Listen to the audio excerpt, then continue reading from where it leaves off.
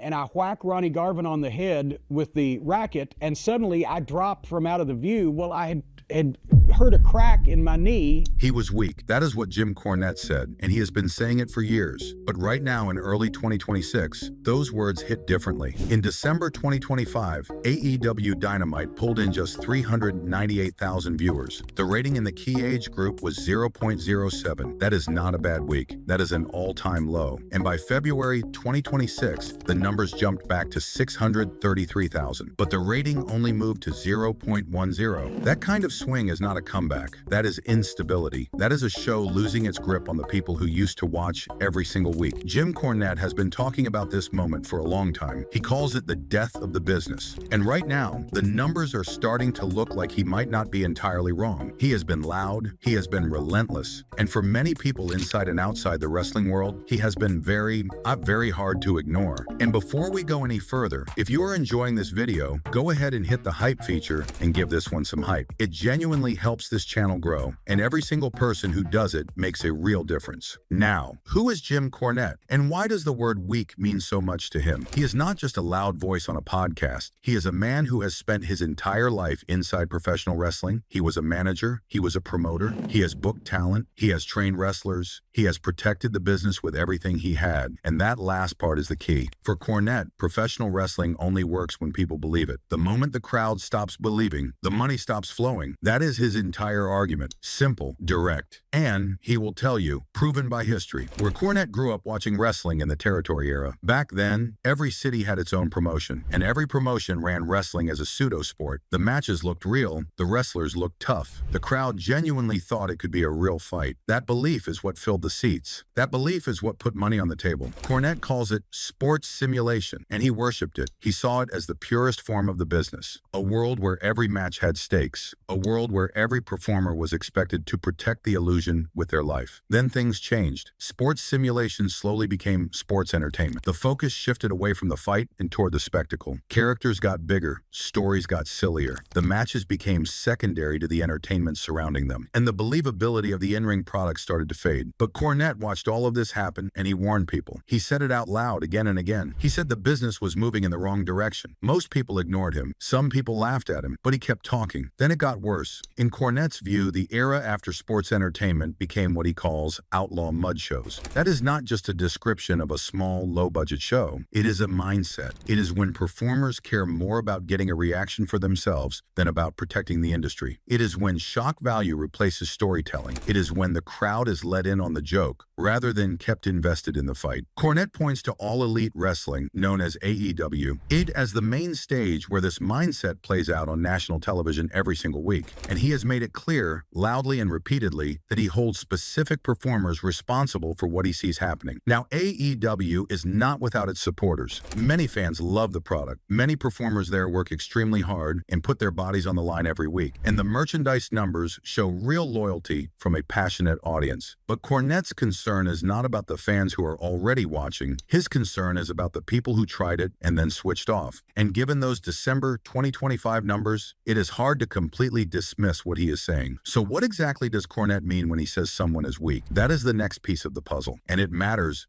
because the word weak has a very specific meaning in his world. It is not just about size. It is not just about muscles. It is about what the performer does to the audience when they step through that curtain and onto the television screen. In Jim Cornette's world, weak does not simply mean small or physically unimpressive. It means anything that breaks the illusion. Anything that reminds the viewer that what they are watching is a performance and not a fight. That is the definition. And once you understand that definition, you start to see why his list is so broad and why so many different types of performers end up on it. Cornette uses a test. He calls it the bar fight test. It works like this. When you watch a wrestler, ask yourself, do I believe this person could hurt someone in a real fight? If the answer is yes, they pass.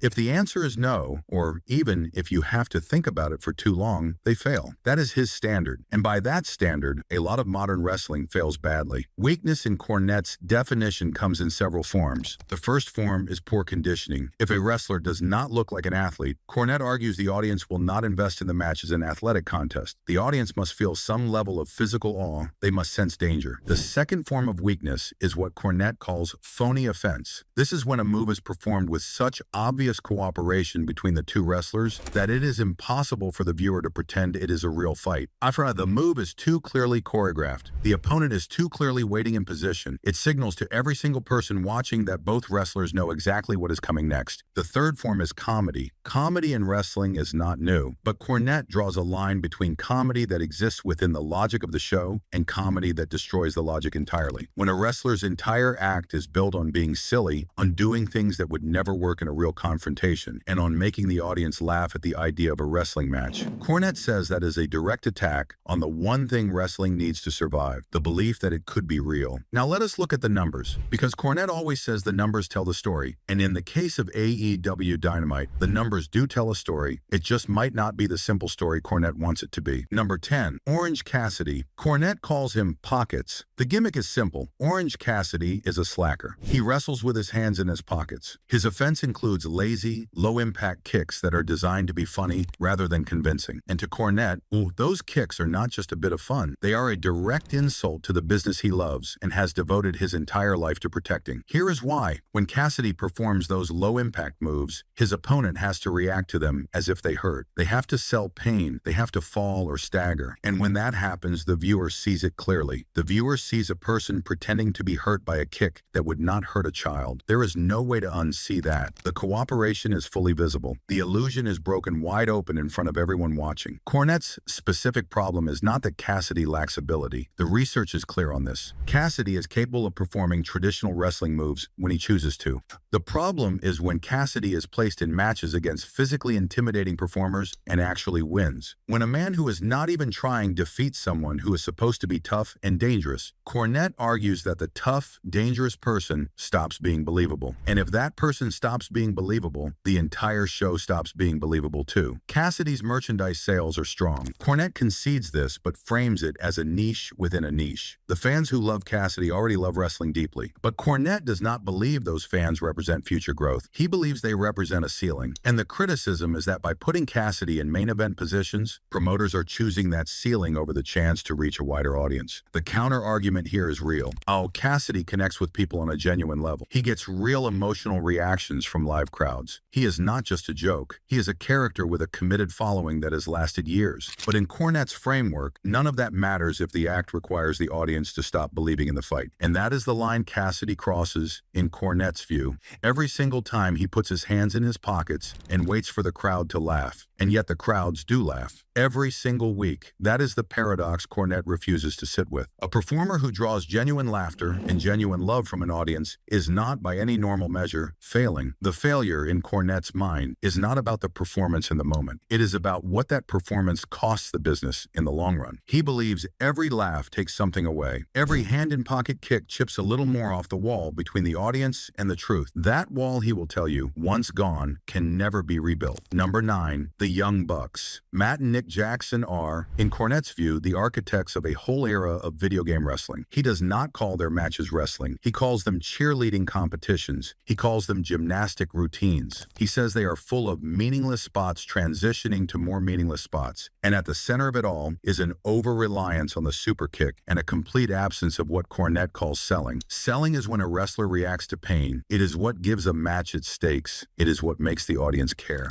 If you take a big move and immediately pop up to perform a high-flying sequence, you have just told the audience that the move did not hurt. And if moves do not hurt, then the match is not a fight. It is a display. Cornette says the Young Bucks are a perfect example of this problem. They take pile drivers, they take super kicks, and they are back on their feet moments later, ready for the next sequence as if nothing at all happened. The power of the Bucks in Cornette's critique comes from their role within AEW. They are not just performers, they are also executives. They hold real influence over the creative direction of the company. Cornette argues that this amplifies the damage considerably. It is not just two wrestlers performing a style he disagrees with. It is two influential figures using their platform to promote and normalize that style across the whole roster and across the whole show. Cornette's targeting of the Bucks has become deeply personal over time. It has moved beyond a critique of their ring style and into something that looks from the outside more like a years-long campaign. He returns to them repeatedly. He dissects their matches in extraordinary detail. They have become symbols in his mind of everything wrong with modern wrestling. And that relentlessness is part of why the criticism of Cornette himself keeps growing louder. There is also a deeper question the Bucks' existence raises. They came up through the independent circuit, where the style they play was celebrated and rewarded. They were not taught the Cornette method, and they were taught a different method entirely, and that method made them the most talked about tag team in the world for years. Cornette's argument is that their success was built on a foundation that cannot support the weight of a mainstream audience. His critics argue that the mainstream audience has simply changed, and that Cornette is trying to sell a product to a customer who stopped buying it decades ago. Number 8. Kenny Omega. Kenny Omega is one of the most technically skilled wrestlers in the world. Many people who have watched professional wrestling for decades would place him among the very best to ever step through the ropes. And even Cornette does not fully deny his technical ability. But Cornette's weakness label for Omega is rooted in something specific. It is rooted in the choices Omega has made outside of his standard matches. Cornette cites Omega's performance art matches. Matches wrestled against a blow-up doll. A match wrestled against a 9-year-old girl. Cornette says these were not just unusual choices. They were acts of mockery against the business itself. To Cornette, they can never be forgiven, no matter what Omega does in a serious match afterwards. The damage is permanent in his view. The verdict was delivered long ago, and nothing since has been allowed to change it. He also criticizes the theatricality of Omega's in-ring persona, the exaggerated facial expressions, the over-the-top presentation. Cornette compares it to an anime villain character and says it makes Omega look phony rather than dangerous. A specific incident Cornette raises involves a match where Omega allowed an unknown performer named Alan Angels to have a genuinely competitive contest rather than a quick, dominant win. Cornette's argument is about hierarchy. In wrestling, the hierarchy of who beats whom and by how much is how you build value for future matches. When a top star allows an unknown to look nearly as competitive, you weaken the value of that star. And weakened stars cannot draw the big crowds or command the kind of attention that fills a stadium. What is notable about Cornette's treatment of Omega is how permanent the judgment is. Omega can have the most technically brilliant match of the year, and Cornette will still bring up the blow-up doll. Once the label is applied, it does not come off. That permanence is a pattern in how Cornette operates. And it is one of the strongest points of criticism against his approach from people who believe in growth and the possibility of change. The real tension with Omega is this: he is genuinely talented. Even Cornette, in unguarded moments, acknowledges it. So the question becomes, why is that not enough? Cornette's answer is that talent alone cannot undo the damage caused by mockery. If you tell the audience that wrestling is a joke, even once, even deliberately for artistic reasons, you have given them permission to see it as a joke forever. Omega made that choice, and in Cornette's view, you do not get to take it back. That is the standard he holds. And by that standard, no amount of brilliant in-ring work can wipe a blow-up doll from the record. Number 7. Joey Janella. Joey Janella is often presented by Cornette as proof that the outlaw mud show mindset has made its way onto national television and set up permanent residence. The critique begins with conditioning. Cornette is direct. He says Janella does not have the physical appearance required to be a believable star in a national wrestling promotion. He does not look like someone who could hurt you. He does not create that sense of danger. For Cornette, that is a foundational failure that cannot be dressed up with camera angles. But the critique goes further. Janella is known for his involvement in deathmatch wrestling. This is a style that involves weapons, sharp objects, and self-inflicted damage. Cornette's view of this style is blunt. He says it is a freak show. He says it is for people who want to watch suffering for its own sake. And he argues that the wrestlers who use this style do so because they lack the fundamental skills to engage an audience through traditional wrestling mechanics. The weapons and the blood are a crutch for people who cannot tell a compelling story with their bodies alone. Cornette does not hide his contempt. He has described this style in vivid, colorful terms that leave no doubt about where he stands. And while the directness of his language is one of the things that makes him compelling to listen to, it is also one of the things that reveals a limit in his approach. When contempt becomes total, it stops being criticism and starts being dismissal. Janella has supporters. He has built a real career and a real following over many years. Jim Cornette's absolute refusal to see any value in what Janella represents tells us more about the limits of Cornette's Cornette's own framework than it does about Janella's talent. Number 6. Marco Stunt. Cornette calls Marco Stunt the most egregious example of the death of the business. The problem is straightforward in his framing. Stunt is very small. He is described frequently as looking like a boy rather than a professional athlete. And Cornette argues that no amount of psychology, no matter how skilled you are at making a match feel real, can make it believable for a person of Stunt's size to compete with, let alone defeat, a professional wrestler who weighs 250 pounds. When fans defend Stunt by comparing him to Rey Mysterio, Cornette shuts that comparison down completely. He says Mysterio was a world-class innovator with a shredded physique who moved with a speed and a fluidity that genuinely shattered people's expectations. Mysterio looked like an athlete. He looked physically capable, even if smaller than his opponents. Stunt, by contrast, does not carry that same physical credibility in Cornette's view. He describes Stunt as a make-a-wish booking, a decision driven by sentiment rather than logic, and argues that his presence devalues every single wrestler who has to sell for him. The argument has a certain internal coherence. Physical plausibility does matter in wrestling. The bar fight test exists for a reason, but the delivery of the argument, in the cruelty of specific descriptions used, is where Cornette's valid point gets buried beneath the insults. A concern about physical realism is reasonable, yet pointed, repeated mockery of an individual performer's body is something else. And it is in moments like this that Cornette's tools, his standards, his language, his platform, can tip from honest critique into something that feels more like an attack. Number 5. Santino Marella. The Santino Marella case is the most personal on this list. It is the one that turned into physical confrontation, and it is the one that ultimately cost Cornette his job at one of the biggest companies in wrestling history. In 2005, a young man named Anthony Corelli was training at Ohio Valley Wrestling, the developmental territory run by Jim Cornette at the time. During a live taping, Corelli was caught laughing at the Boogeyman, a character who was admittedly somewhat unusual in his presentation. Cornette saw this as an unforgivable act.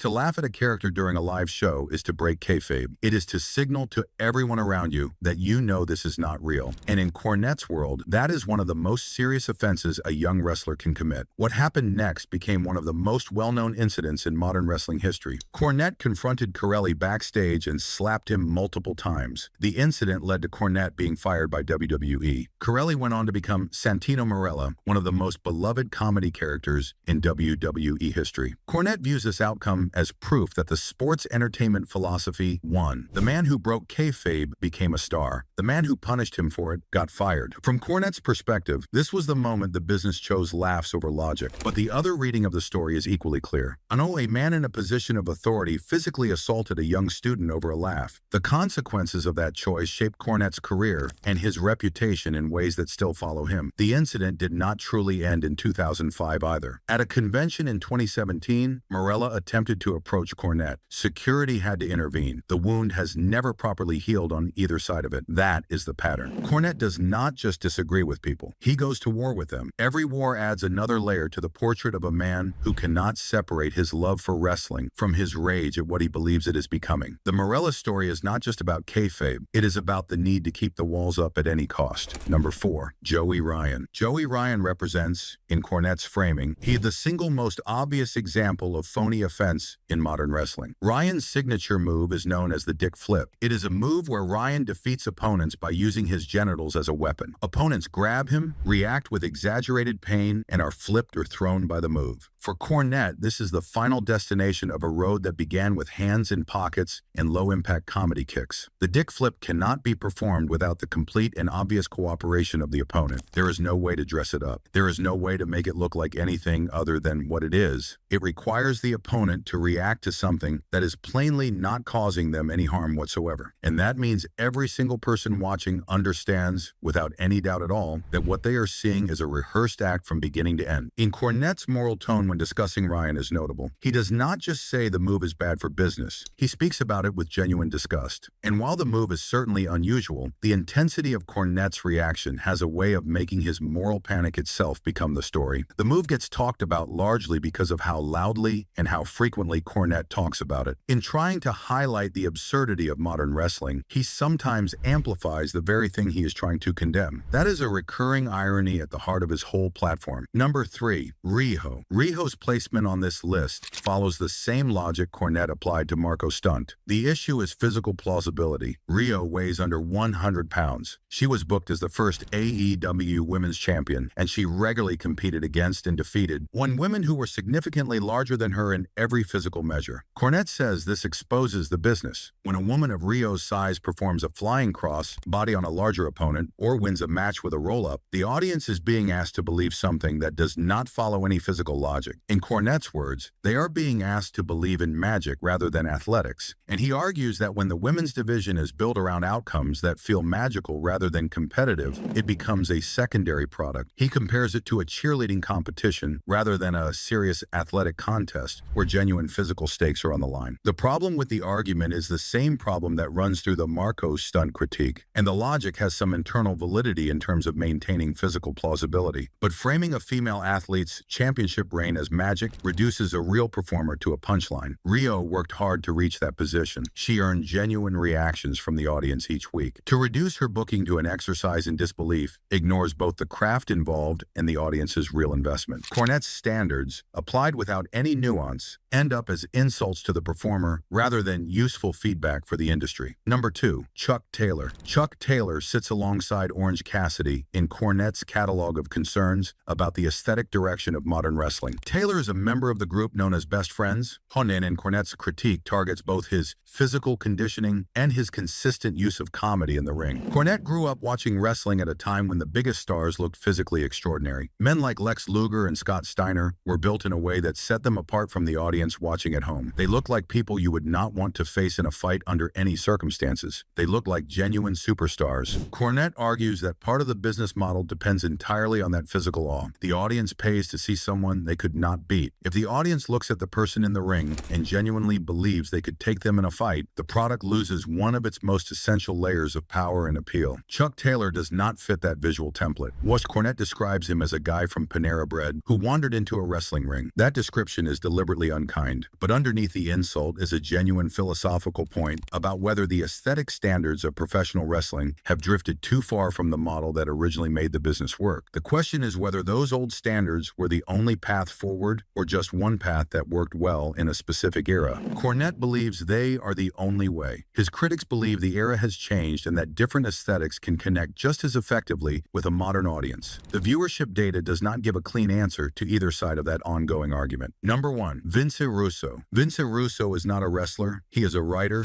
a booker, a television producer. He is the only non-performer on this list, and in Cornette's view, he is the single most dangerous figure in the history of professional wrestling, not because of anything he did inside a ring, but because of what he did to the thinking behind the entire product. Russo pioneered what became known as Crash TV. This was a style of television that prioritized short, punchy segments, constant plot twists, shock value, and character-driven storytelling over in-ring wrestling. Russo's philosophy can be summarized in one of his own statements. Wrestling matches do not draw money. Characters and story draw money. And in-ring action, he has argued openly, is for a niche audience only. Cornette views this philosophy as a direct declaration of war on everything he believes. If the matches are not the point, then the whole framework of realism, of the bar fight test, of kayfabe, becomes completely irrelevant. Russo's worldview says stop trying to make people believe it is real. Give them entertainment, give them characters, give them surprises every week without fail. Cornette counters that if the action is not believable, then the characters are meaningless too. You cannot genuinely care about a character inside a contest you do not believe in for even 1 second. Cornette cites Russo's tenure in WWE, in WCW, and in TNA as proof of the damage his philosophy causes when applied to a real business with real money and real careers on the line. He blames Russo for the end of WCW. He connects Russo's influence to a broader shift in how wrestling was presented to television audiences across the entire industry. He also cites specific tragic events from Russo's career, presenting them carefully as what Cornette claims and attributes as evidence of the real-world consequences of treating professional wrestling as pure spectacle rather than as a sport requiring proper professional standards and genuine care for the performers inside that ring. Cornette's feud with Russo has been one of the defining conflicts of both men's public careers. It has resulted in legal action on both sides. It has produced years of public statements, counter-statements, and fierce accusations. And it reflects, more clearly than any other rivalry in wrestling history, the central question at the heart of this entire debate. What is professional wrestling for? Is it a simulated sport? Or is it television entertainment that happens to use wrestlers as its cast? Jim Cornette has three standards. He talks about them openly. They are the measuring stick by which he judges every performer on every show on every night. The first is snug and stiff offense. In the territory era, the gold standard was what wrestlers called snug work. You struck and grappled with enough force to look convincing without actually injuring your opponent. The impact had to be real enough that the audience could feel it through the screen. Cornette points to modern performers like Braun Breaker and FTR as examples of wrestlers who still maintain this standard. The weak links, in contrast, use area fence, where the lack of contact is clearly visible to anyone watching. The second standard is psychological selling. This is the art of reacting to pain in a way that gives the match its emotional shape. A match tells a story. The story requires that moves have consequences. Wait, if you take a massive move and bounce straight back up, you have erased the consequence. The match becomes a sequence of tricks rather than a story of struggle and survival. Cornette singles out the Young Bucks and Kenny Omega repeatedly for this failure. He says they take enormous moves and immediately perform high-flying sequences as if nothing happened at all. To Cornette, this destroys the emotional logic of the match entirely, and it destroys it in a way the viewer can feel even if they cannot fully explain why. The third standard is protecting the finish. In a real sporting contest, when someone scores the decisive point, the contest is over. In wrestling, the finish is the moment when one wrestler's moves prove decisive enough to end the match. Cornette argues that modern wrestling has made the finish meaningless. When wrestlers kick out of their opponent's finishing moves, sometimes multiple times in a single match. What was once the most powerful tool in a wrestler's arsenal becomes just another move in a long sequence. And when the finish loses its power, wrestlers are forced to take increasingly dangerous risks to get the same reaction from the crowd they once got from a simple 3 count. These three standards are coherent. They reflect real craft. There is genuine wisdom inside Cornette's framework. The problem is not the standards themselves. The problem is what happens when they become absolute law with no flexibility and no room for exception. When snug and stiff becomes the only acceptable style, creative variation is shut down. When protecting the finish becomes a rigid rule applied to every single match, the nuance of building something specific for a specific moment is lost. Cornette does not use these standards as tools for evaluation. He uses them as gates. And if you fail the gate, you are out. No exceptions. No context. That rigidity is what critics find most frustrating. It transforms useful ideas into a mechanism for exclusion. Jim Cornette believes the damage done by weak wrestling is not just about individual matches. He believes it has changed the whole landscape of the sport in ways that cannot easily be reversed. The first effect is what he calls the erosion of the mainstream crossover. Cornette makes a simple observation. Ask someone who does not follow wrestling to name a wrestler. They will say Hogan. They will say The Rock. They will say Stone Cold Steve Austin. They will not say Kenny Omega. They will not say Orange Cassidy. Cornette argues that those older names became household names because the product they worked in was something that casual viewers could access and believe in. The current product, in his view, is too niche to create new household names. And without household names, the industry cannot grow beyond its existing audience. The second effect is the physical devaluation of the athlete. When wrestlers stop looking like exceptional physical specimens, the audience loses one of its primary reasons to pay attention and to feel the awe that makes them want to come back the following week. Cornette talks about the guy next door, look that performers like Joey Janella and Chuck Taylor carry into the ring with them. He says if the audience believes they could beat the person performing,